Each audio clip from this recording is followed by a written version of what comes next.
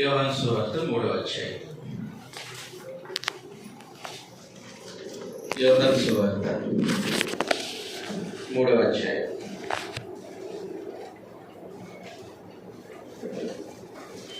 మొదటి చదువుతామండి. యూదుల అధికారి అయిన నికోదేమును పరిసేయుడు ఒకడు ఉండెను.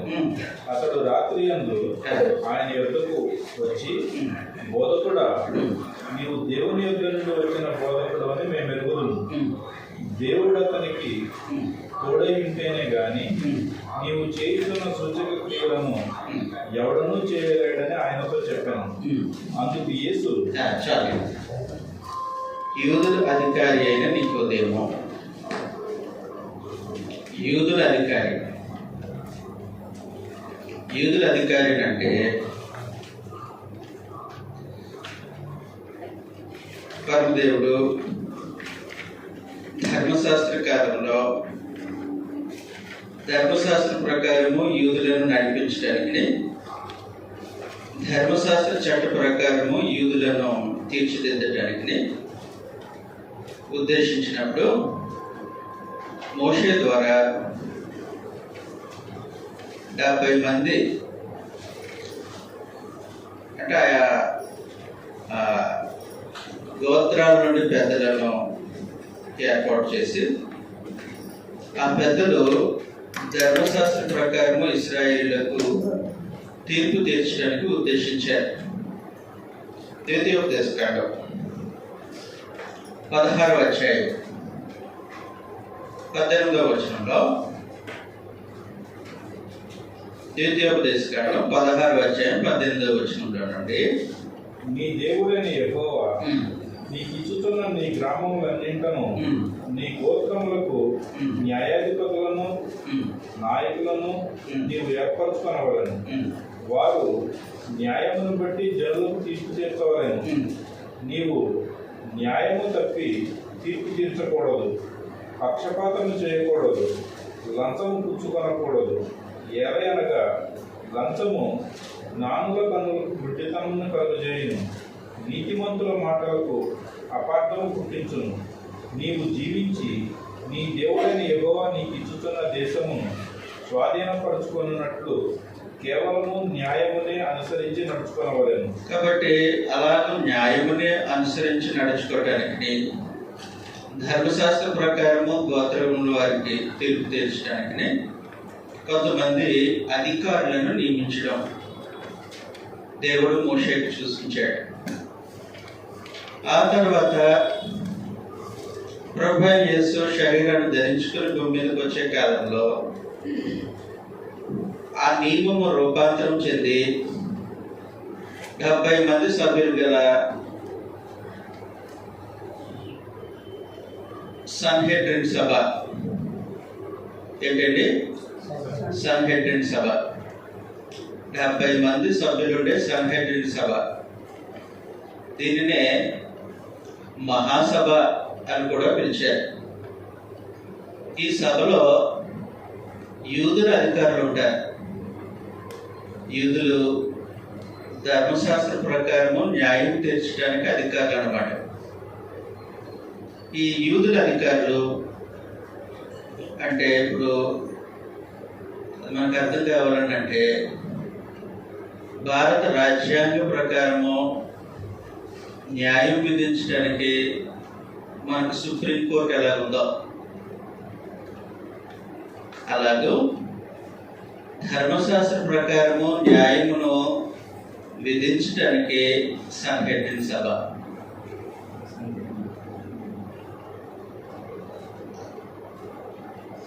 అందులో ముఖ్యమైన వాడు ప్రధాన యాజకుడు, చీఫ్ జస్టిస్, ప్రధాన యాజకుడు. ఆ తర్వాత 70 మంది అధికారులు, అతనితో కలిపి 70 మంది అధికారులు ఉంటారు.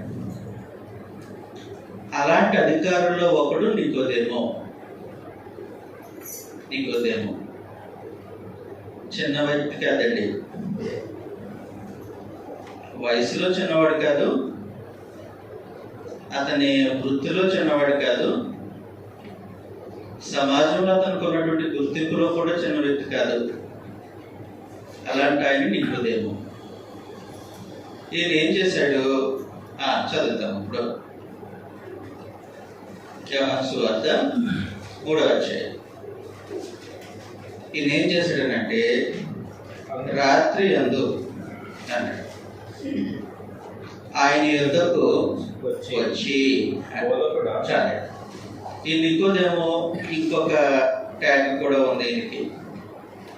ఏంటంటే ఇతడు పరిసయుడు, అంటే నిష్ఠగా జీవించేవాడు. నేను గతంలో చెప్పాను కదండి, పోయిన నెల కూడా చెప్పాను, అంతకు ముందు నెలలో కూడా మీకు తెలియజేసినట్టు నాకు జ్ఞాపకం. యూదులు సమాజంలో, అంటే ప్రభువైన యేసు జీవించిన కాలంలో ఎన్ని రకాలైనటువంటి మనుషులు ఉన్నారు? ఎన్ని రకాల మనుషులు ఉన్నారు?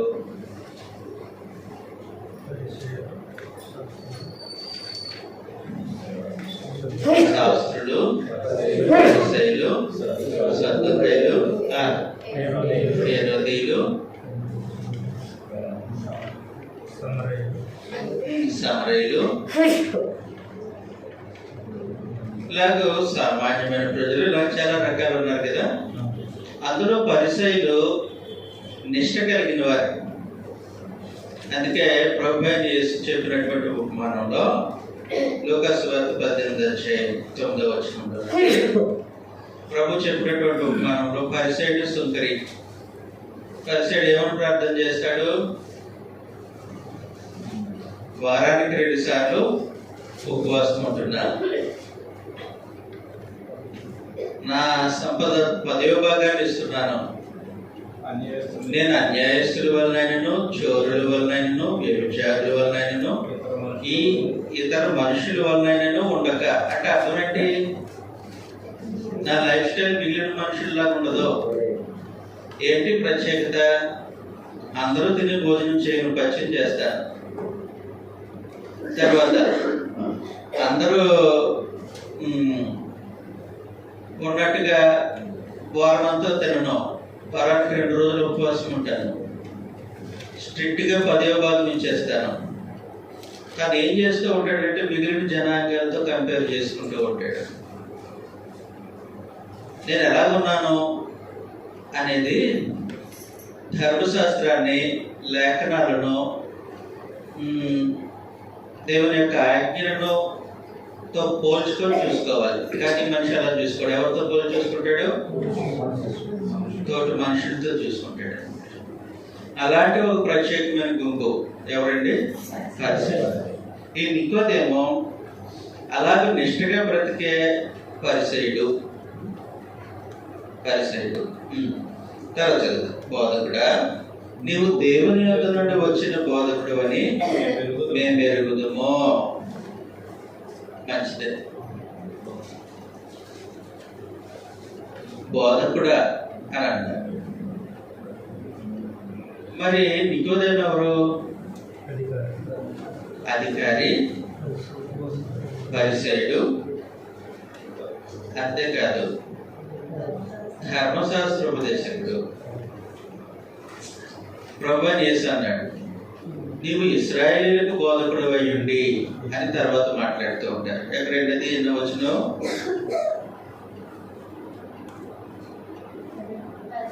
10వ వచనం. నీవు ఇశ్రాయేలీయులకు బోధకుడు అయ్యుండి. కాబట్టి ఈయన బోధకుడు, టీచర్, ధర్మశాస్త్రాన్ని ఉపదేశించేవాడు. ఈయన క్రీస్తు ప్రభు దగ్గరికి వచ్చి బోధకుడా అంటున్నాడు. టీచర్ అని పిలుస్తున్నాడు. పైగా ఆ సీన్లోకి మనం వెళ్తే ఈయనేమో ముసలి టీచరు, ముసలివాడైన టీచరు. ఈయనేమో యవనస్తుడైన టీచరు. ఎవరు? ప్రభువైన యేసు. ఆయన దగ్గరికి ఎక్స్పీరియన్స్డ్ ముసలివాడైనటువంటి టీచర్ వచ్చి బోధకుడా అని పిలవడంలో నికోదేము యొక్క అంగీకారం కొంత మటుకు మనకు అర్థమవుతుంది. తను బోధించే విధానం వేరు, తను బోధిస్తున్న సంగతులు వేరు. తను అధికారి అయి ఉండి ఇశ్రాయేలు బోధకుడై ఉండి తాను ఇశ్రాయేలుకు నేర్పిస్తున్నటువంటి సంగతులతో కంపేర్ చేస్తుంటే ప్రభువైన యేసు ఆనాడు యూదా జనాంగానికి నేర్పిస్తున్నటువంటి సంగతులు ఎక్కువ క్వాలిటీ ఉంది. క్వాలిటీ టీచింగ్, ఎక్కువ సంగతులు ఉన్నాయి. ఆత్మ సంబంధంగా ఎక్కువ ప్రయోజనకరమైనటువంటిగా ఉన్నాయి. చూసుకున్నాడు, ఎప్పటి నుంచో బోధ చేస్తున్నాడు, ఆ వృత్తిలో ముసలుడు అయిపోయాడు. ఎవరు? ఇప్పుడు ప్రభువైన యేసు వచ్చారు, ఆయన దేవుని యొద్ద నుండి వచ్చిన బోధకుడు అని ఐడెంటిఫై చేశాడు.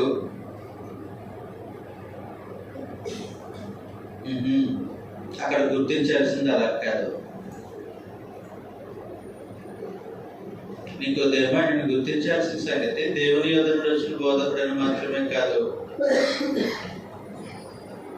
దేవుడు ఈయన యందు మాట్లాడుతున్నారు అని గుర్తించాడు. హెబ్రీయులకు రాసినటువంటి పత్రిక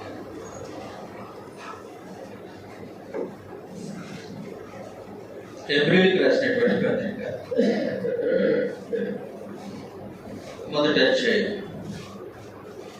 మొదటి వచనంలో నుండి, పూర్వకాలమందు నానా సమయంలోనూ నానా విధములుగాను ప్రవక్తల ద్వారా మన పితరులతో మాట్లాడిన దేవుడు ఈ దినముల అంతమందు కుమారుని ద్వారా, తెలుగులో కుమారుని ద్వారా అని అన్నాడు, కానీ మూల భాషలో ఏముంటుందంటే కుమారుని అందు అని ఉంటుంది. కుమారుని అందు మనతో మాట్లాడాను అని అన్నాడు. కాబట్టి ప్రభువైన యేసు మిగిలిన బోధకులు లాంటి వాడు కాదు, ప్రవక్తలు లాంటి వాడు కాదు, కేవలం ప్రవక్తలు లాంటి వాడు కాదు.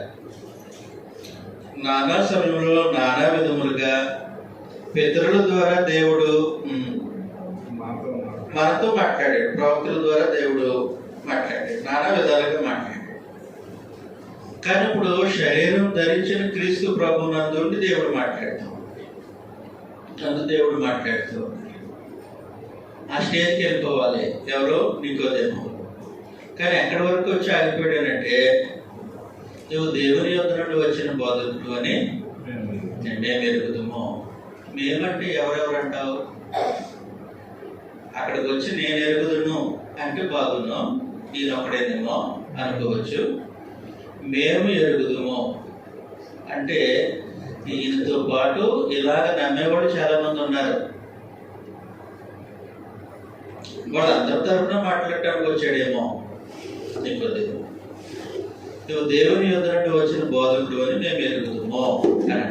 ఎలాగ ఎరుగుతారు మీరు? మీ అందరికీ ఎలా తెలుసు నేను దేవుని యొద్ద నుండి వచ్చిన బోధకుడు అని? తర్వాత వచ్చిన చదివేద్దాం. దేవుడు అతనికి తోడై ఉంటేనే గాని నీవు చేయుచున్న సూచక క్రియలను ఎవడనూ చేయలేడని ఆయనతో చెప్పాను. ఏం చెప్పాడు అంటే, నీవు చేయుచున్న సూచక క్రియలు ఎవడనూ చూడలేదని, చేయలేడని ఆయనతో చెప్పాడు. దేవుడు ఒకరికి తోడై ఉంటేనే కానీ ఇలాంటి సూచక్రియలు చేయడం ఎవరి వలన కాదు అని అన్నాడు. అంటే దేవుని యొద్ద నుండి వచ్చిన బోధకుడు అని నికోదేము ఆయన బ్యాచ్ యేసు ప్రభువుని అంగీకరించడానికి వాళ్ళు ఒక ప్రామాణికాన్ని ఏర్పాటు చేసుకున్నారు. ఏంటంటే ఆ ప్రామాణికము సూచక్రియలు. కానీ దేవుడు కేవలము సూచక్రియలను బట్టి ఆయన నమ్మడం కాదు ఆయన కోరుకునేది. కేవలం సూచక్రియలను బట్టి నమ్మడం కాదు. ఈయన ప్రత్యేకించి చదువుతాం అందుకు ఏ చదువుతాం. ఒకడు క్రొత్తగా జన్మించితేనే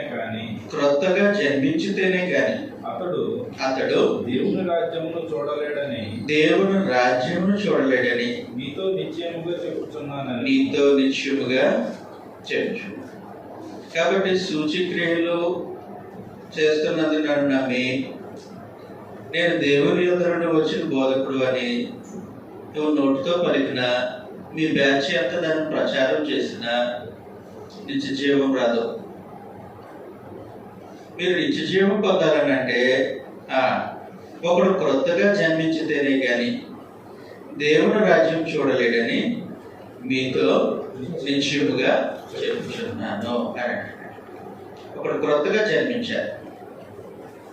ఒకడు క్రొత్తగా జన్మించితేనే కానీ దేవుని రాజ్యాన్ని చూడలేడు అని. ఆయనేమో నువ్వు దేవుని యొద్ద నుండి వచ్చిన బోధకుడు అని అంటే ప్రభు అంటాడు, నువ్వు చూడాల్సింది దేవుని రాజ్యాన్ని. దేవుని రాజ్యం యొక్క పరిస్థితులను, దేవుని ఏలుబడి ఎలా ఉంటుందో అది నువ్వు చూడాలి. చూడాలని అంటే అది దేని వల్ల సాధ్యమో, ఒకడు క్రొత్తగా జన్మించితేనే కానీ అని అంటే క్రొత్త జన్మ పొందితేనే కానీ దేవుని రాజ్యం చూడలేడు అని చెప్పేసి. అంటే దేవుని యొక్క అధికారాన్ని, ఆయన ఏలుబడిని, ఆయన పరిపాలనను ఒకడు క్రొత్తగా జన్మించితేనే కానీ చూడలేడు అని అన్నాడు. వెంటనే ఈ నికోదేముకు ఒక డౌట్ వచ్చింది 4వ వచనంలో. అందుకు నికోదేము ముసలివాడైన మనుషుడు ఎలాగ జన్మింపగలడు? రెండవ మారు తల్లి గర్భమందు ప్రవేశించి జన్మింపగలడా అని ఆయనను అడుగగా నేను పెద్ద టీచర్ గారే, కానీ ప్రశ్న మాత్రము యేసు ప్రభుని అడిగిన ఈ ప్రశ్న మాత్రము సండే స్కూల్ పిల్లల ప్రశ్న లాగుంది. ఎందుకంటే ప్రభు చెప్పారు, ఒకడు క్రొత్తగా జన్మించితేనే కానీ దేవుని రాజ్యంలో ప్రవేశించడు అని. అప్పుడు ఆయన వెంటనే అంటున్నాడు,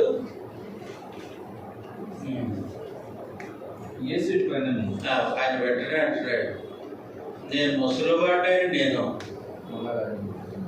మరలా తల్లి గర్భంలో ఎలా జన్మిస్తాను అన్నాడు. ఈ ప్రశ్న జ్ఞానయుక్తమైన ప్రశ్న కాదు. అయినప్పటికీ యేసు ఈ విధంగా మాట్లాడుతున్నారు. క్రొత్త జన్మ అంటే ఏంటో 5వ వచనంలో ఒకడు నీటి మూలముగాను ఆత్మ మూలముగాను జన్మించితేనే గాని దేవుని రాజ్యంలో ప్రవేశింపలేడని నీతో నిశ్చయముగా చెప్పుచున్నాను. ఇది ఇక్కడ వద్దాం. 6వ వచనం.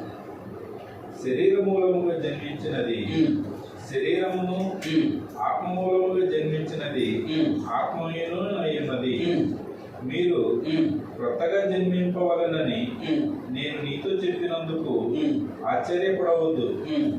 గాలి తనకిష్టమైన చోటను విసురును. ఇక్కడ ఏమంటూ ఉన్నాడంటే క్రొత్త జన్మ అనేది ప్రభువైన యేసు శరీరానికి సంబంధించినటువంటి జన్మ గురించి మాట్లాడలేదు. కానీ నికోదేము ఏమర్థం చేసుకుంటున్నాడు? శరీరానికి సంబంధించినటువంటి జన్మను అర్థం చేసుకొని ముసలివాడైన నేను మరలా ఎలా జన్మిస్తాను అంటున్నాడు. అప్పుడు ప్రభు అన్నాడు, శరీర మూలముగా జన్మించినది శరీరమును, ఆత్మ మూలముగా జన్మించినది ఆత్మయునై ఉన్నది. శరీర మూలముగా జన్మించేది శరీరం. కానీ ప్రభువైన యేసు క్రొత్త జన్మ అని దేని గురించి మాట్లాడుతున్నారనంటే ఆత్మ మూలముగా జన్మించేటువంటి జన్మ. వాస్తవానికి ఇలాంటి జన్మను గురించినటువంటి నిరీక్షణ దేవుడు ఇశ్రాయేలుకు కల్పించారు. ఇశ్రాయేలుకు కల్పించారు.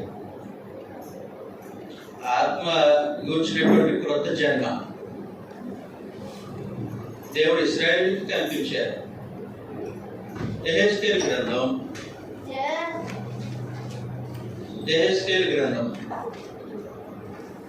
36వ అధ్యాయం. యెహెజ్కేలు గ్రంథం 36వ అధ్యాయం.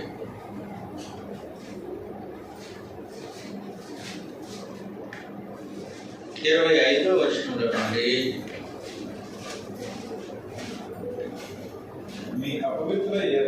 మీ అపవిత్రత యావత్తు పోవనట్లు నేను మీ మీద శుద్ధ జలము చల్లుదును. మీ విగ్రహముల వలన మీకు కలిగిన అపవిత్రత ఎంతయు తీసివేసేదను. నూతన హృదయమును మీకు ఇచ్చేదను. నూతన స్వభావము మీకు కలుగజేసేదను. రాతి గుండె మీలో నుండి తీసివేసి మాంసపు గుండెను మీకు ఇచ్చేదను. నా ఆత్మను మీ అందుంచి నా కట్టడలను అనుసరించు వారిగాను నా విధులను గైకొను వారిగాను మిమ్మును చేసేదను. ఎవరు చేస్తారు?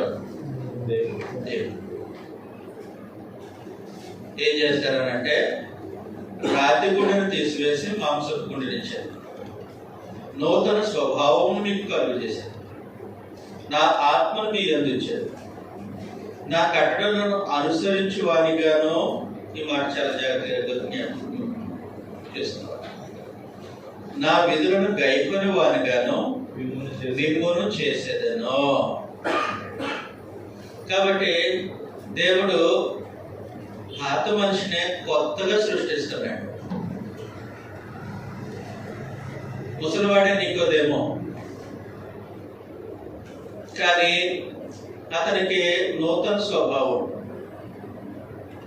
దేవుని యొక్క కట్టడలు ఏంటో అనుసరించి నడిచే విధానంలో దేవుడు అతని పట్ల జోక్యం చేసుకొని కార్యము జరిగిస్తే అది నూతన జన్మ అనండి. ఇదే యెహెజ్కేలు గ్రంథం 11వ అధ్యాయంలో 19వ వచనం.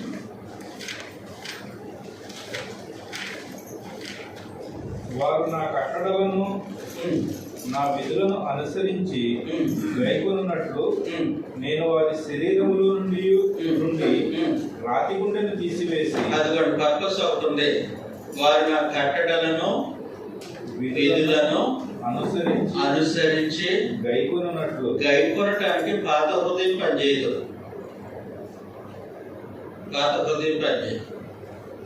ఎందుకు పనిచేయదు పాత హృదయము? పాత హృదయము కఠినమైపోయింది. దేవుని వాక్యం అంటే నచ్చట్లేదు, దేవుని యొక్క ఆజ్ఞలంటే ఇష్టం లేదు. అప్పుడు మరి ఎలాగ అతను నిత్య జీవాన్ని కల్పించేది? దేవుని యొక్క ఉద్దేశాలు, ఆయన యొక్క ఆజ్ఞలు నెరవేర్చుకునే మనుషులు ఆయనకి ఇష్టడడం సాధ్యమవుతుందా? మరి ఆయన ఆజ్ఞలు నెరవేర్చడానికి హృదయం అంగీకరించట్లేదు, కోఆపరేట్ చేయట్లేదు, కఠినమైపోయింది. ఇప్పుడు దేవుడు తానే జోక్యం చేసుకొని ఏం చేస్తారన్నారంటే రాతి గుండెను తీసివేసి మాంసం, అంటే అర్థం పెట్టి పాత స్వభావాన్ని తీసివేసి నూతన స్వభావాన్ని తెచ్చేసి, అంటే అర్థం పెట్టి ఆయన కట్టడలను విధులను అనుసరించే మనసు దేవుడే ఇస్తాడు. ఓకే, ఈ పరిస్థితిని పరమదేవుడు గ్రంథంలో ముందుగా వారికి వాగ్దానం చేసిన తర్వాత నికోదేముతో ప్రభు ఏమంటూ ఉన్నారంటే ఈ పరిస్థితిని క్రొత్త జన్మ అని అంటారు. ఈ పరిస్థితిని ఏమన్నారండి? క్రొత్త జన్మ అని అంటారు. పాత మనిషే కానీ క్రొత్త జన్మ. మనిషి పాతవాడే కానీ అతడు ఆత్మ సంబంధంగా క్రొత్తగా జన్మించినవాడు. అందుకే కొరింథీయులకు రాసినటువంటి పత్రికలో, కొరింథీయులకు రాసినటువంటి 2వ పత్రిక 5వ అధ్యాయం 17వ వచనంలో, కాగా ఎవడైనను క్రీస్తునందున్న ఎడల వాడు నూతన సృష్టి, పాతవి గతించెను, అది ఇదిగో క్రొత్తవాడు. ఎవడైనను క్రీస్తునందున్న ఎడల వాడు నూతన సృష్టి అన్నాడు. నూతన సృష్టి అని అంటే క్రొత్త సృష్టి. ఏం జరిగింది క్రొత్త సృష్టికి? పాతవి గతించిపోయాయి. పాతవి అంటే ఏం గతించిపోయింది? స్వభావం గతించిపోయింది. పాత గుండె గతించిపోయింది. దేవుని యొక్క ఆజ్ఞలకు తిరుగుబాటు చేసేటువంటి కఠినమైనటువంటి మనసు పోయింది. అర్థమవుతుంది కదా? దీన్ని క్రొత్త జన్మ అన్నారు. తీతు పత్రిక ఈ క్రొత్త జన్మ నీటి మూలముగాను ఆత్మ మూలముగాను, నీటి మూలముగాను ఆత్మ. తీతు పత్రిక 3వ అధ్యాయం 5వ వచనంలో, మనము నీతిని అనుసరించి చేసిన క్రియల మూలముగా కాక తన కనికరము చొప్పుననే పునర్జన్మ సంబంధమైన స్నానము ద్వారాను. ఏ స్నానం అండి? క్రొత్త జన్మకు సంబంధించిన స్నానము ద్వారాను పరిశుద్ధాత్మ మనకు నూతన స్వభావము కలుగు చేయుట ద్వారాను, పరిశుద్ధాత్మ మనకు నూతన స్వభావమును కలుగు చేయుట ద్వారాను మనలను రక్షించెను. కాబట్టి క్రొత్త జన్మ అని ప్రభు చెప్పింది ఆత్మకు సంబంధించింది, అది శరీరానికి సంబంధించింది కాదు. ఇది నీటి మూలముగాను ఆత్మ మూలముగాను జరిగింది. చెప్పండి రాజ్బాబు గారు, నీటి మూలముగాను ఆత్మ మూలముగాను అంటే ఏంటి?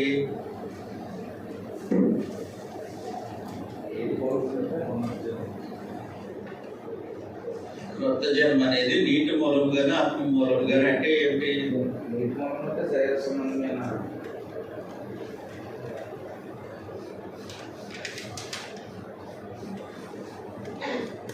చెప్తానన్నా పాత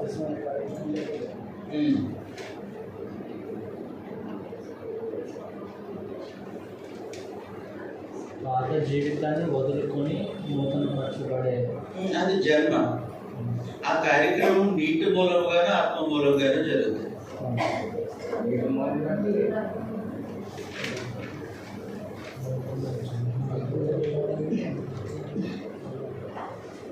సంపూర్ణంగా దేవుని అధికారం. అది జన్మ. అది జన్మించిన వ్యక్తి యొక్క స్వభావం. అసలు ఆ జన్మ నీటి మూలముగాను ఆత్మ మూలముగాను.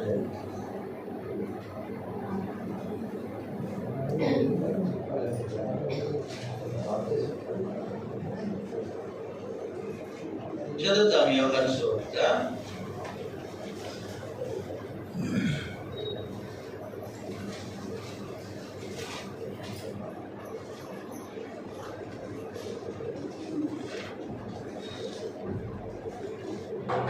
3వ అధ్యాయం 5వ వచనంలో, యేసు ఇట్లా నేను ఒకడు నీటి మూలంగాను ఆత్మ మూలంగాను జన్మించితేనే గాని దేవుని రాజ్యంలో ప్రవేశింపలేడని నీతో నిశ్చయంగా చెప్పుచున్నాను. అది నీటి మూలంగాను ఆత్మ మూలంగాను జన్మ అంటే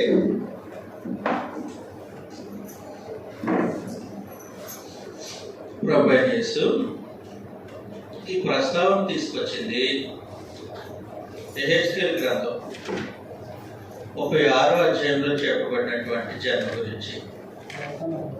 శుద్ధ జలము, తర్వాత నా ఆత్మను అనుగ్రహిస్తాను.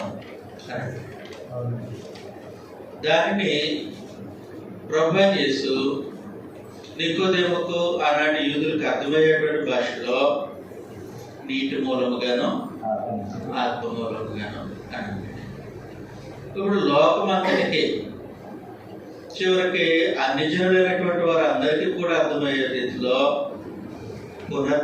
పునర్జన్మ సంబంధమైన స్నానం ద్వారాను పరిశుద్ధాత్మ మనకు నూతన స్వభావము కలుగజేయడం ద్వారాను రక్షణ అర్థమవుతుంది కదా. పునర్జన్మ సంబంధమైన స్నానం అంటే బాప్తిస్మము, అది నీటి వలన. పరిశుద్ధాత్మ మనకు నూతన స్వభావం కలుగజేయడం ద్వారాను అది ఆత్మ వలన జన్మించే కార్యక్రమం.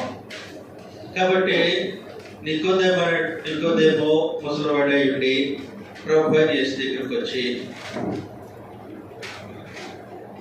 నీ సూచక్రియలను బట్టి నువ్వు దేవుని దగ్గర నుంచి వచ్చిన బోధకుడు అని నేను నమ్ముతున్నాను అని. అప్పుడు ప్రభు అంటున్నారు, నీ నమ్మిక దేవుని రాజ్యంలో ప్రవేశించడానికి చెల్లని రూపాయి పనికిరాదు.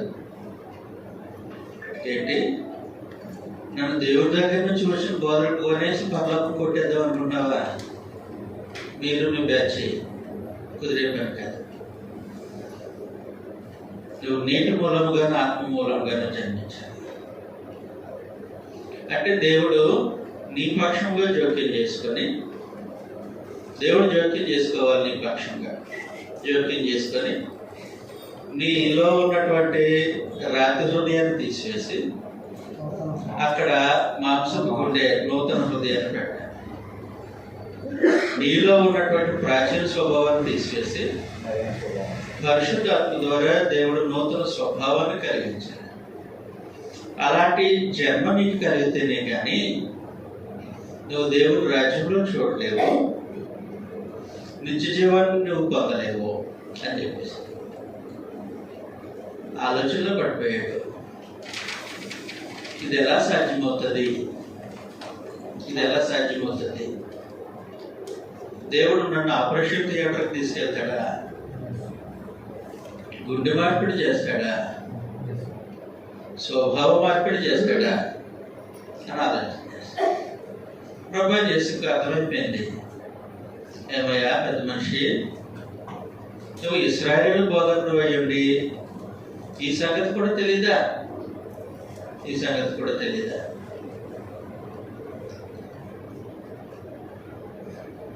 గాలి ఎటువైపు వేస్తుందో అక్కడ ప్రభు యేసు ఉపయోగించిన పద్ధతి ఏంటంటే చదువుతా, గాలి తనకి ఇష్టమైన చోటకు విసిరి.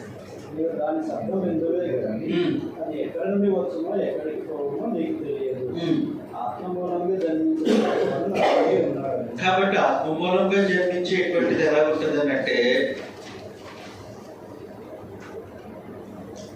భౌతికంగా కనబడే జన్మ కదది. తల్లి గర్భాన్ని చేర్చుకొని ఒక పసికందు బయటకు వచ్చాడు, అది భౌతికమైన జన్మ కనబడుతుంది.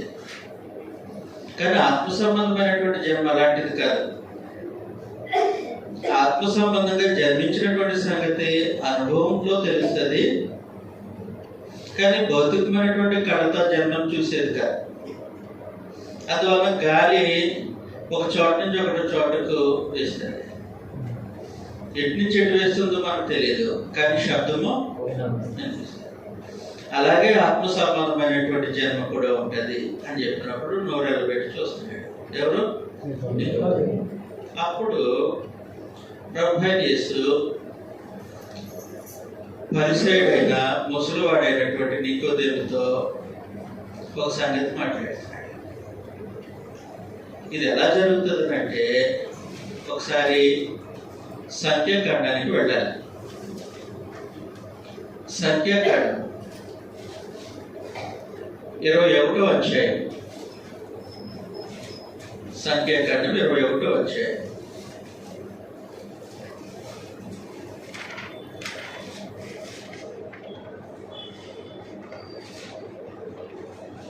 నాలుగో వచనంలో నుండి, వారు ఎదోము దేశమును చుట్టూ పోవాలనని హోరు కొండ నుండి ఎర్ర సముద్ర మార్గముగా సాగినప్పుడు మార్గాయాసము చేత జనుల ప్రాణము సొమ్మసిల్లాను.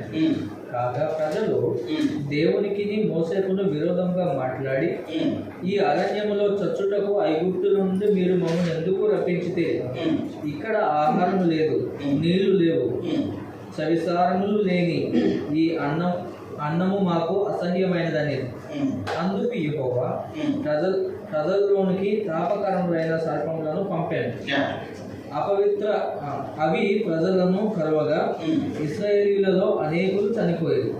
కాబట్టి ప్రజలు మోసే యొద్దకు వచ్చి, మేము యెహోవాకును నీకును విరోధంగా మాట్లాడి పాపము చేసితిమి.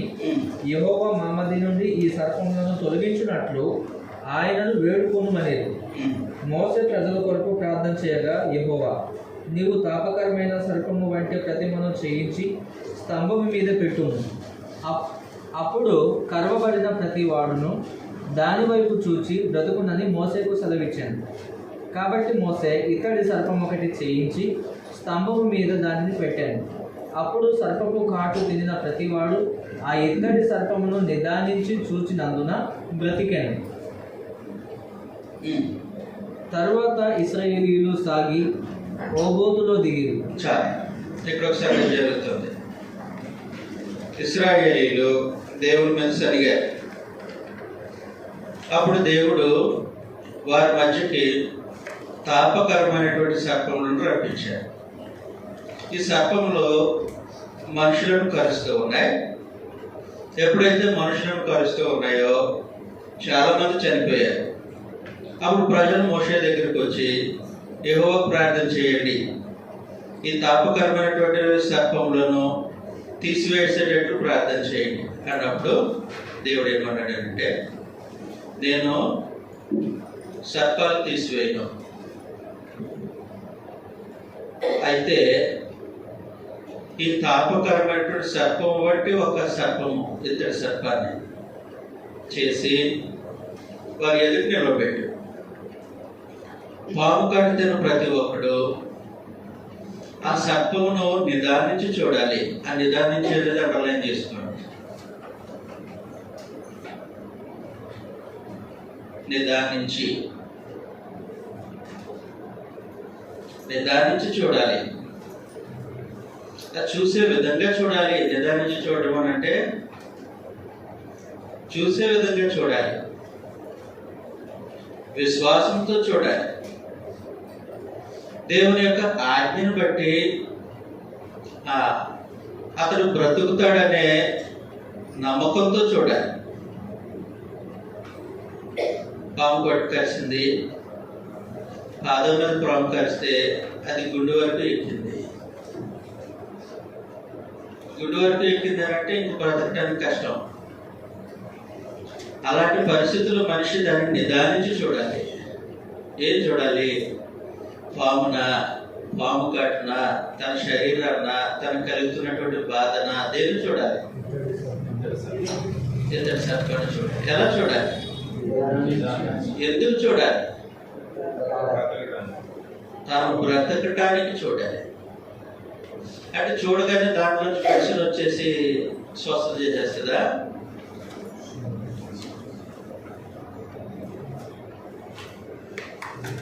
ఇతడు నిదానించి చూడటంలో కర్మదేవుడు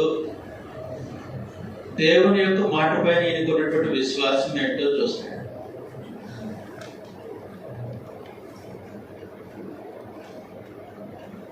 గుడ్డు వరకు విషం పెట్టేసిన తర్వాత దాన్ని చూస్తే ఏం బతుకుతాను నేను అనేది కాదు. నమ్మికతో, విశ్వాసంతో చూడాలి. అలాగ నిదానించి ఎవరైతే చూస్తారో వారు బ్రతుకుతారు అని అంటారు. ఇప్పుడు అదే సంగతి జరగబోతుంది. మనుషులు కొత్తగా జన్మించడానికి దేవుని ఏర్పాటు. దేవుని ఏర్పాటు ఏంటంటే, వచ్చేద్దాం మనం యోహాను సువార్త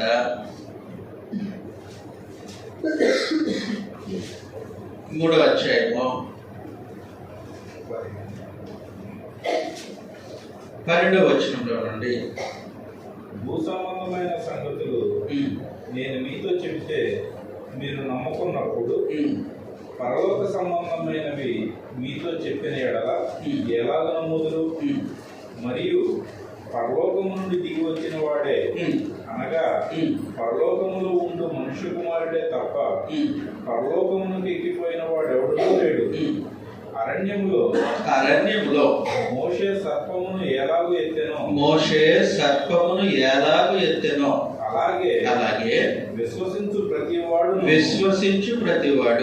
నిదానించి చూడడం అని అంటే విశ్వసించు ప్రతివాడు నశింపక ఆయన ద్వారా నిత్య జీవం పొందినట్లు మనుష్యుడు కుమారుడు ఎత్తబడవలెను. మరేంటి అద్భుతాలు చేస్తున్నాడు యేసుప్రభు.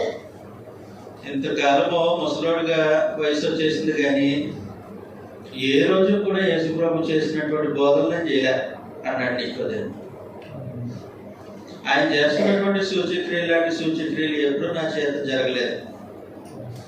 కాబట్టి ఆయన బోధన బట్టి ఆయన చేస్తున్న సూచక్రియలను బట్టి ఈయన దేవుడి దగ్గర నుంచి వచ్చినటువంటి బోధకుడు అని నమ్ముతున్నాం మా పుట్ట అంతా. కాబట్టి అందులో ఒక్కడైనటువంటి నేను నీ దగ్గరికి వచ్చి సంగతిని తెలియజేశాను. అప్పుడు ప్రభు అన్నాడు, అది కాదు, దానివల్ల మీరు దేవుడి రాజ్యంలో ప్రవేశించడం. మీ హృదయం మారాలి, మీ మనస్సు మారాలి, మీ స్వభావం మారాలి. అంటే నీటి మూలముగాను ఆత్మ మూలముగాను జన్మించాలి. నాకు భౌతికంగా జన్మించడం తెలుసు కానీ ఆత్మ మూలంగా జన్మించడం అంటే ఏంటో తెలియదు. ఇది దేవుడు జరిగించే కార్యక్రమం. గాలి ఒక చోట నుంచి ఒక చోటకి వెళుతుంది, గాలి కనబడదు కానీ దాని శబ్దం వినగలవు. అలాగూ క్రొత్త జన్మను భౌతికంగా మీరు చూడలేరు కానీ క్రొత్త జన్మ యొక్క ప్రభావం మీరు చూడగలరు అని ప్రభు చేసి చెప్పిన తర్వాత, ఇదిగో నీకు ఈ సంగతి తెలుసు కదా, ఆ రోజు ఇశ్రాయేలీలు దేవుని పైన తిరుగుబాటు చేశారు, దేవుని పైన సరిగినప్పుడు దేవుడు వారి మధ్యకు తాపకరమైనటువంటి సర్పాలు తీసుకొని వచ్చాడు. అవి ప్రతి మనిషిని కరుస్తున్నాయి, కరిచిన ప్రతి మనిషి చనిపోతున్నాడు. ఇప్పుడు మోషే దేవుడు వేడుకున్నాడు. అప్పుడు దేవుడు ఏం చేశారనంటే పాపలను ఎత్తి తీసేయను, వారి మధ్యలో ఒక ఎత్తుడు సర్పము, ఇదిగో ఏది కరిస్తే చచ్చిపోతుందో దాని యొక్క రూపము ఎత్తుడు సర్పాన్ని అక్కడ చేయి. మనుషులు ఏం చేయాలంటే తాము బ్రతకడం కోసము చేసినటువంటి ఆ ఎత్తుడు సర్పాన్ని నిదానించి చూడాలి అని అన్నాడు. నిదానించి చూడడంలో ఇక్కడ రెండు సంగతులు ఉన్నాయి. ఏ విషసర్పం ఈయన కలిసిందో అదే విషసర్ప రూపం అక్కడ ఉంది. అవునండి, జాగ్రత్తగా సంగతిని గమనించాలి. వారి మధ్యకు ఎలాంటి తాపకరమైనటువంటి సర్పాలు వచ్చాయో సేమ్ అదే రూపంలో ఉన్నటువంటి ఇతడి సర్పం వీళ్ళ మధ్యకు తాపకరమైనటువంటి సర్పం అంటే అది త్రాసుకోవం అనుకుందాం. ఒకవేళ వీళ్ళని కలిసిన త్రాసుకోవం అయితే అక్కడ బురదకోము ఇతడి సర్పం కాదు, బురదకోము కలిస్తే ఏమి ప్రాణహాని ఉండదు. వారిని ఏ తాపకరమైనటువంటి సర్పాలు కలుస్తున్నాయో ఆ తాపకరమైనటువంటి సర్పం యొక్క రూపం. ఆ రూపాన్ని తాను బ్రతకడం కోసం నిర్ధారించి చూడాలి. ఎవరో కరవబడి ఆ సంగతి. ఇప్పుడు ఏం జరుగుతుందనంటే మనుషులందరూ ఆదాము మొదలుకొని దేవుడు తన పోలికలో తన స్వరూపంలో సృష్టించినటువంటి ప్రతి మనిషి కూడా తాను ఎప్పుడైతే యుక్త వయసులోకి ప్రవేశించాడో మంచి చెడ్డ జ్ఞానం కలిగి ఇలాంటి తాపకరమైనటువంటి సర్పపు కాటుకు గురవుతూ ఉంటాడు. రోమిలకు రాసినటువంటి పత్రిక 5వ అధ్యాయం 12వ వచనంలో నుండి ఇట్లుండగా ఒక మనుషుని ద్వారా పాపమును పాపము ద్వారా మరణమును లోకములో ఎలాగూ ప్రవేశించెను అలాగుననే మనుషులందరూ పాపము చేసినందున మరణము అందరికీ సంప్రాప్తమాయెను. కాబట్టి మనుషులందరినీ పాపం కలిసింది, మరణం అందరికీ సంప్రాప్తమైంది. అక్కడ ఇశ్రాయేలు దేవునిపై తిరుగుబాటు చేశారు. తిరుగుబాటు చేసిన ప్రతి ఒక్కరిని పాము కలిసింది. వారు బ్రతకటానికి వారు భౌతికంగా చచ్చిపోవడానికి సిద్ధంగా ఉన్నారు. మరణం కబలించేసింది వాడిని. ఇప్పుడు బ్రతకటానికి నిదానించి సర్పాన్ని చూడాలి. అలాగూ మనుషులందరూ పాపం చేసి ఉన్నారు, మరణం అందరికీ సంప్రాప్తమైంది. ఇప్పుడు మరణం అందరికీ సంప్రాప్తమైనటువంటి వారు నిత్యము జీవించాలని, అంటే నిత్య జీవం పొందడానికి మోషే ఎలాగైతే సర్పం ఎత్తాడో అలాగూ దేవుడు క్రీస్తు ప్రభుని ఎత్తుతారు. భూమి ఆకాశాలకు మధ్యలోకి ఆయన ఎత్తుతారు. చదువుతాం. ఇదే యోహాను సువార్తలో ఎత్తబడుట అనేది ఎలాగ ఉపయోగించారంటే యోహాను సువార్త 12వ అధ్యాయం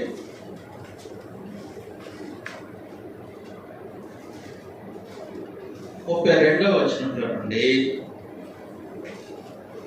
యోహాను సువార్త 12వ అధ్యాయం 32వ వచనం, నేను భూమి మీద నుండి పైకెత్తబడిన ఎడల, అదిగోటి పైకెత్తబడడం అంటే చెప్తున్నాడు. తర్వాత అందరిని నా యొద్దకు ఆకర్షించుకునేదనని చెప్పాను. తాను ఏ విధముగా మరణం పొందవలసి ఉండెనో సూచించుచు ఆయన ఈ మాట చెప్పాను. కాబట్టి భూమి మీద నుండి పైకి ఎత్తబడడం అంటే ఆయన మరణం పొందే విధానం. ఆయన ఎలా మరణించారు? తుది శ్వాస ఎలా విడిచారు? ఆయన భూమికి ఆకాశానికి మధ్యలో సిలువలో వేలాడుతూ ఆయన మరణించారు. కాబట్టి ఆయన సిలువ మరణాన్ని గురించి ప్రభువు చేసేమన్నాడంటే, మోషే సర్పం ఎత్తినట్టు నేను సిలువ పైన ఎత్తబడతాను. సిలువ పైన ఎత్తబడినటువంటి నేను మనుషులకి ఎలా కనబడతాను?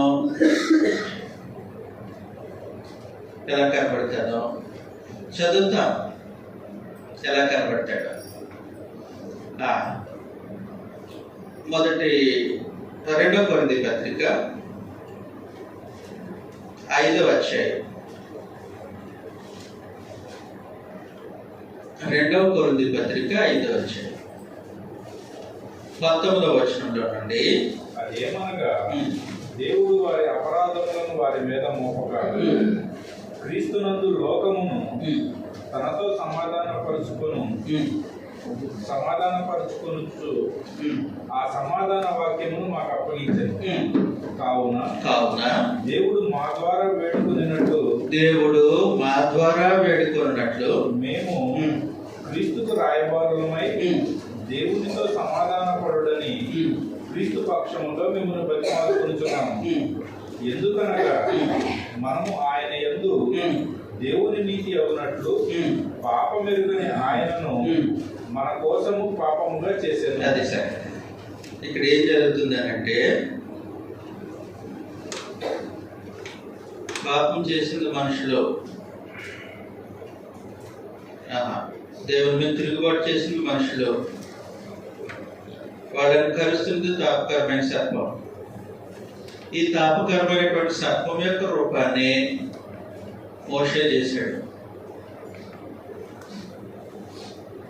ఈ మనుషులు బ్రతకటానికి దీన్ని చూడాలి. ఎలా చూడాలి?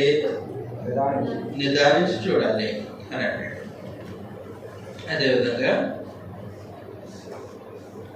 ఇక్కడ మనుషులు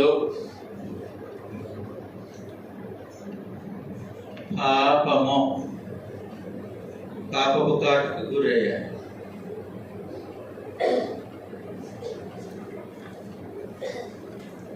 ఇక ఇక్కడ సిలువలో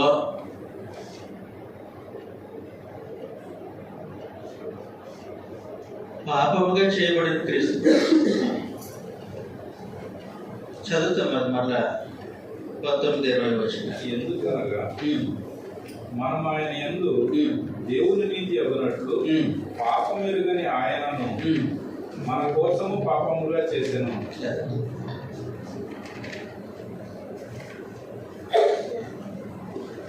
పాపం ఎరుగని క్రీస్తు ప్రభువును మన కోసం దేవుడు పాపంగా చేసింది. అంటే మనం చాలాసార్లు మాట్లాడుకున్నట్టు క్రీస్తు ప్రభు మీద మన పాపములు మోపబడ్డాయి. ఆ రోజు గలతీయులకు రాసినటువంటి పత్రిక, గలతీయులకు రాసినటువంటి పత్రిక 3వ అధ్యాయం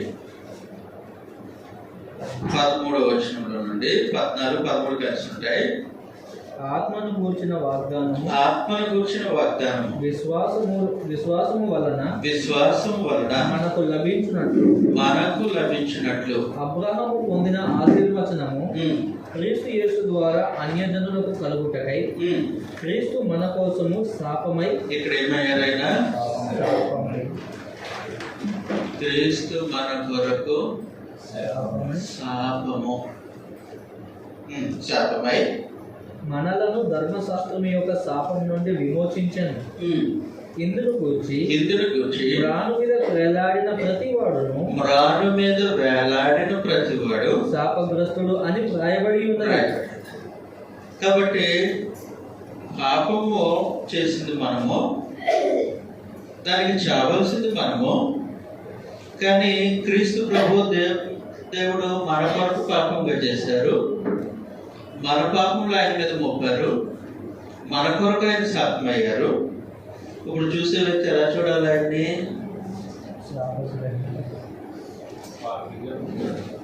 ఎలా చూడాలి?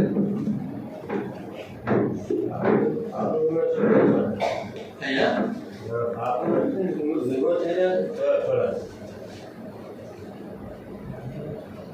దేవుడు చూసినట్లుగా మన పాపములను ఆయన మీద చూడగలుగుతున్నామా?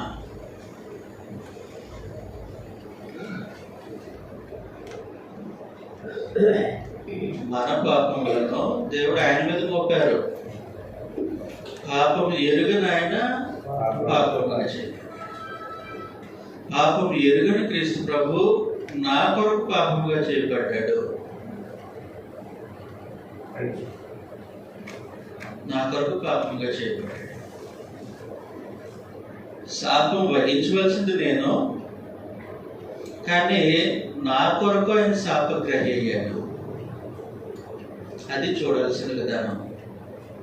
అంతేగాని నికోదేము చూసినట్టు పల్లెటి అద్భుతాలు చేస్తున్నాడు ఈయన. ఈయన బోధలు కూడా వెలేగున్నాయి. ఎంత సీనియర్ మోస్ట్ బోధకుడు అయినటువంటి నాకే ఈయన బోధలు ఆకర్షణగా ఉన్నాయి. కాబట్టి ఇది గ్యారంటీగా దేవుడి దగ్గర నుంచి వచ్చిన వాడు ఆయన నమ్మేసి నుంచి జీవం కొట్టేద్దాడు. అవుతుందండి. అద్భుతాలు చూసి, సూచక్రియలను చూసి దేవుని కుమారుడిని అంగీకరించి నుంచి జీవం కొడదాం అనుకుంటున్నాడు. అవుతుందా? ప్రభు చెప్పాడు అది కాదు. నేను భూమి మీద నుండి పైకెత్తబడతాను. భూమి మీద నుండి పైకెత్తబడడం అంటే మోషే సర్పములు ఎత్తినట్టుగా నేను సిలువ మీద ఎత్తబడతాను. ఎత్తబడినటువంటి నన్ను చూసిన వాళ్ళకి బ్రతుకుతాను. ఎత్తబడినటువంటి నన్ను చూసిన వాళ్ళకి నిత్య జీవం కలుగుతుంది. ఎత్తబడినటువంటి క్రీస్తు ప్రభులో ఏముంది? అక్కడ యేసు ప్రభు 5,000 మందికి ఆహారాన్ని పంచిపెట్టే దృశ్యం కాదు. సిలువలో ఎత్తబడినటువంటి క్రీస్తు ప్రభు 5,000 మందికి ఆహారం పంచిపెట్టే పని కాదు అక్కడ ఆయన చేసేది. ఆ దృశ్యం కాదు. సిలువలో ఎత్తబడినటువంటి క్రీస్తు ప్రభు కుష్ఠరోగిని తాకి శుద్ధీకరించినటువంటి కార్యక్రమం కూడా కాదు అది. సిలువలో ఎత్తబడినటువంటి క్రీస్తు ప్రభు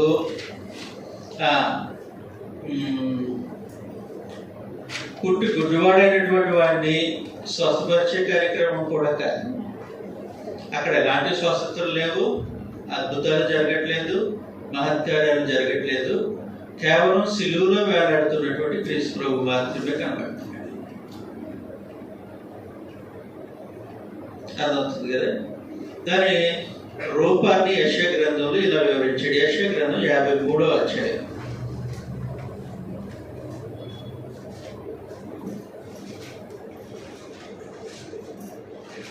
యెషయా గ్రంథం 53వ అధ్యాయం.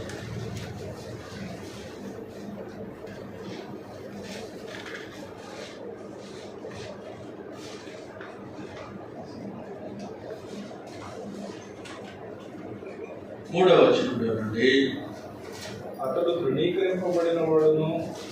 తృణీకరింపబడిన వాడును ఆయన మనుషుల వలన విసర్జింపబడిన వాడును ఆయన వ్యసనాక్రాంతుడుగాను వ్యాధిని అనుభవించిన వాడిగాను మనుషులు చూడనొల్లని వాడిగాను ఉండేను. అతడు తృణీకరింపబడిన వాడు కనుక మనము అతనిని ఎన్నిక చేయకపోతిమి. కాబట్టి శిలువ దృశ్యం ఆ రోజు యోహాను సువార్త చదివచ్చారు కదా, మీరు అందరూ చదివచ్చారని నమ్మకంతో నేను ముందుకు వెళ్ళిపోతున్నాను. చదవకపోతే నేను చేసేది ఏమీ లేదు. యేసు ప్రభు 5,000 మందికి 5 రొట్టెలు 2 చిన్న చేపలు కృతజ్ఞతాస్తులు చెల్లించి పంచిపెట్టేశారు. 5,000 మంది పురుషులు, స్త్రీలు, చిన్నపిల్లలు, వృద్ధులు లెక్కలేదు అక్కడ. వాళ్ళకు 5,000 వేసుకుంటే 10,000-15,000 మందికి భోజనం పెట్టేశాడు. ఆ రోజు భోజనం పెట్టేసరి ఎవరింటికాళ్ళు వెళ్ళిపోయారు. ప్రభు కూడా కపెర్నహూముకు వెళ్ళారు.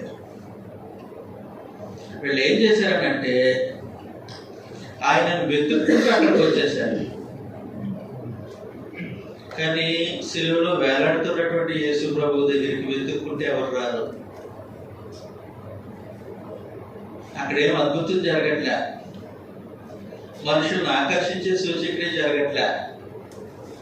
ఆయన తృణీకరింపబడిన వాడిగా, ఎన్నిక చేయని వాడిగా, వ్యసనాక్రాంతుడిగా, ఇంకొక మాట చూడండి, మనుషులు చూడవల్లని వారిగా కనబడుతున్నటువంటి క్రీస్తు ప్రభుని మనుషులు పాపపు కాటు నుండి బ్రతికి బయటపడటానికి చూడాలి.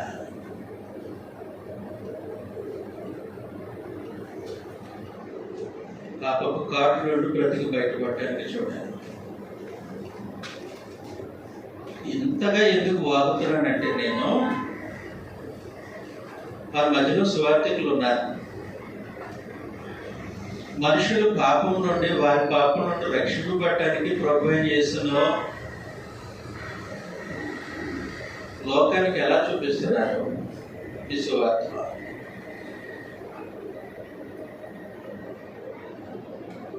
మ్రాను మీద మన కొరకు పాపమై శాపగ్రహైనటువంటి క్రీస్తు ప్రభుని సువార్తలో చూపిస్తూ ఉన్నారా, లేదంటే ఆయన అద్భుతాలు చేసేవాడు, మహత్కార్యాలు చేసినవాడు, సూచక్రియలు చేసిన వాడిగా చూపిస్తూ ఉన్నారా సువార్తలో?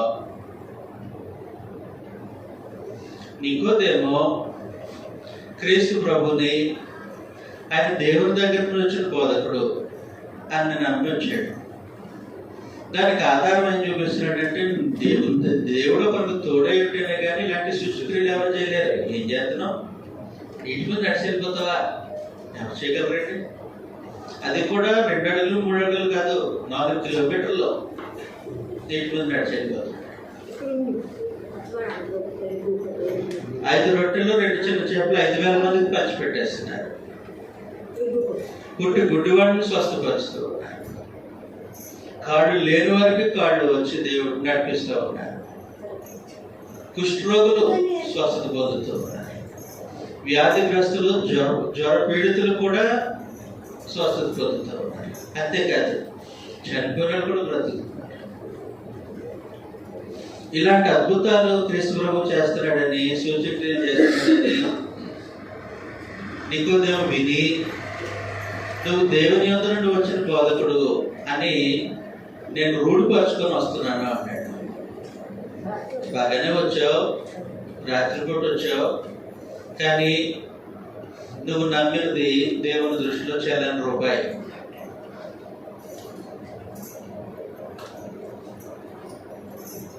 అంటే పాత 1000 రూపాయల నోటు, పాత 1000 రూపాయల నోటు ఇప్పుడు చెల్లుబాటు అవుతుందా? పాత 1000 రూపాయల నోటు అది. నీకు కావాల్సింది ఏంటంటే క్రొత్తగా జన్మించడం కావాలి అని అన్నాడు.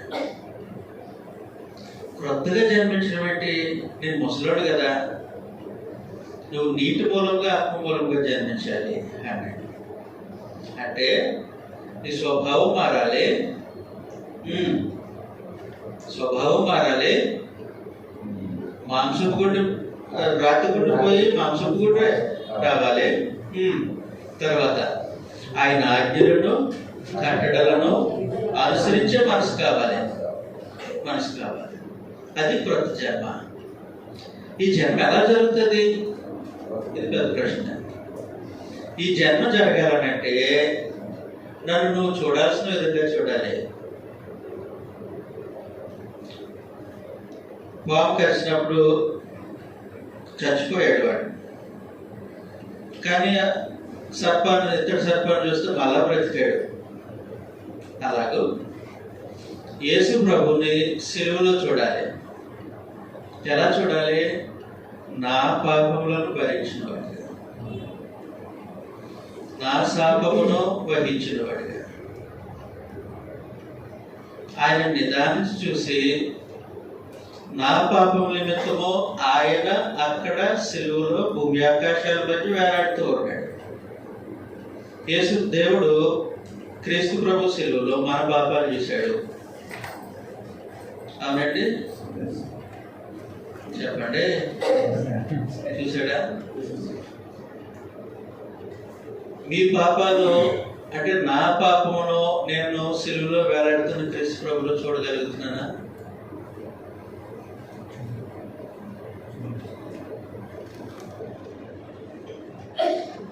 ఇది ఇండివిజువల్ ఎక్స్పీరియన్స్.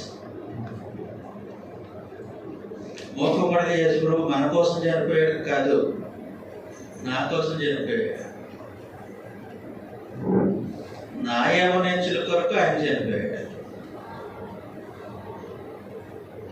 నా అసత్యము బ్రతుకు కొరకు ఆయన చనిపోయాడు. అందుకు నా అసత్య బ్రతుకు దేవుడు సత్యవంతుడైన క్రీస్తు ప్రభు మీద మోపాడు.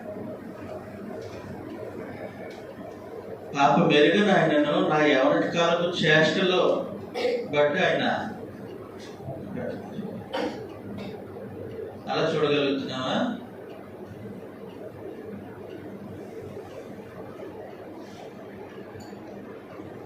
ఇక్కడ ఏం కలిసింది? ఇక్కడ ఏం కనపడుతుంది?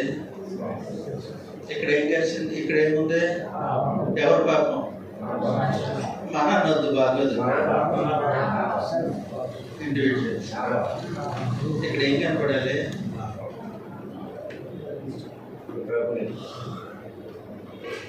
మనకు ఎలా కనపడదు? అందుకే స్వభావం మారట్లేదు.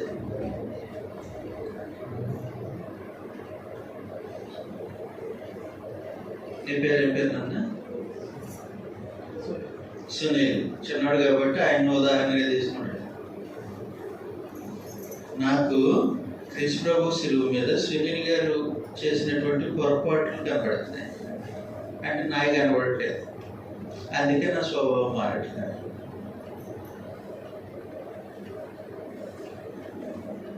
నేను చెప్పిన మాట అర్థమైందండి?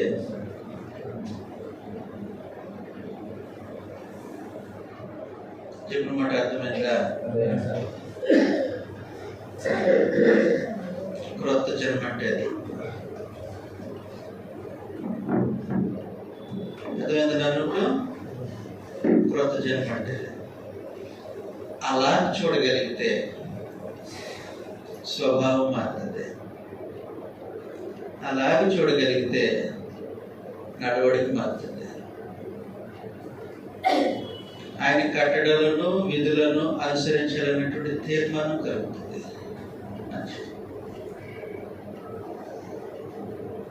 తీర్పత్రిక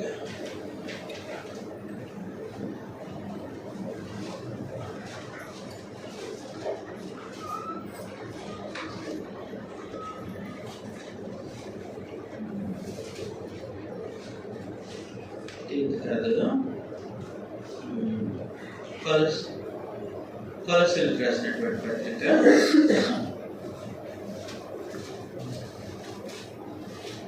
3వ అధ్యాయం 10వ వచనంలో ఒకరితో ఒకడు అబద్ధం ఆడకుడి, ఏలయనగా ప్రాచీన స్వభావం. ఇదిగోండి, క్రొత్త జన్మ ఎత్తిన వారి గురించి మాట్లాడుతున్న సంగతి ఇది. అందరి కోసం కాదు, బైబిల్ పట్టడం ప్రార్థనకి వెళ్ళేవారి సంగతి కోసం కాదు. బైబిల్ పట్టుకొని ప్రార్థనకి వెళ్ళే వాళ్ళ గురించి కాదు. ఇక్కడ వారి పాపములను క్రీస్తు ప్రభు శిలువ మీద చూసి క్రొత్తగా జన్మించిన వారి గురించి మాట్లాడాడు. చదువునా. ఏలయనగా ప్రాచీన స్వభావమును దాని క్రియలతో కూడా మీరు పరిత్యజించి, అదే క్రొత్త జన్మ కదండి. జ్ఞానము కలుగు నిమిత్తము దానిని సృష్టించిన వాని పోలిక చొప్పున నూతన పరచబడుచున్న నవీన స్వభావమును ధరించుకొని ఉన్నారు. నవీన స్వభావాన్ని క్రొత్త జన్మ ఎత్తిన వాడు ధరించుకొని ఉంటారు, ధరించుకొని ఉన్నారు. అదవుతుంది కదా. కాబట్టి క్రొత్త జన్మ ఎత్తిన వారికి నవీన స్వభావం ధరించుకొని ఉంటారు. క్రొత్త జన్మ ఎత్తడం అనేది ప్రాముఖ్యం, క్రొత్తగా జన్మించడం అనేది ప్రాముఖ్యం. మనుషులు క్రొత్తగా జన్మించాలనంటే ఈ సంగతి జరగాలి. సిలువలో వేలాడుతున్న క్రీస్తు ప్రభు ఎందుకు వేలాడుతున్నాడు? ఆయన మీద పాపములు మోపబడ్డాయి. ఎవరి పాపంలో?